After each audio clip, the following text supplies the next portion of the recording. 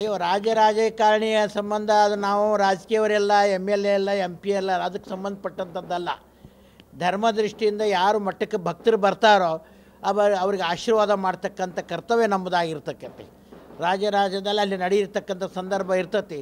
ರಾಜ ಪ್ರತ್ಯಕ್ಷ ದೇವತಾ ಅಂತಕ್ಕಂಥ ಮಾತನ್ನು ಒಂದು ಕಾಲದಲ್ಲಿ ಋಷಿ ಪುಂಗವರು ಮಹಾತ್ಮರು ನುಡಿದಂಥ ಮಾತಿದೆ.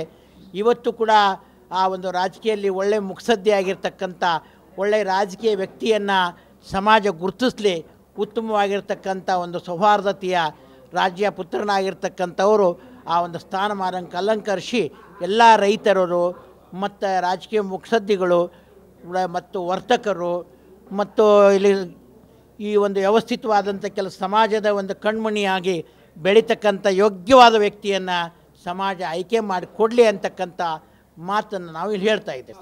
ಸಹಜ ಅದು ಪುಣ್ಯಕ್ಷೇತ್ರದ ದರ್ಶನ 140 ವರ್ಷಕ್ಕೊಂದು ಸತ್ತಿಗೆ ಆ ಒಂದು ಕ್ಷೇತ್ರದಲ್ಲಿರ್ತಕ್ಕಂಥದ್ದು. ನಮ್ಮ ಶಾಸ್ತ್ರದ ಪ್ರಕಾರ ಶನಿ ಮತ್ತು ರವಿ ಮತ್ತು ಚಂದ್ರ ಏಕಕಾಲದಲ್ಲಿ ಆ ಒಂದು ಪವಿತ್ರವಾದ ತ್ರಿಕಾಲ ನದಿಯಲ್ಲಿ ಗಂಗಾ ಸ್ನಾನ ಮಾಡಿದರು ಅಂತಕ್ಕಂಥ ಇತಿಹಾಸ ಇರತಕ್ಕಂಥದ್ದು.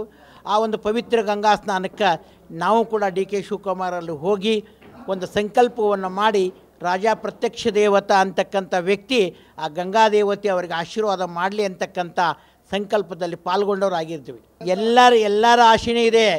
ರೈತರದು, ಸದ್ಭಕ್ತರದು, ವರ್ತಕರದು ಎಲ್ಲರ ಆಸೆ ಇದೆ.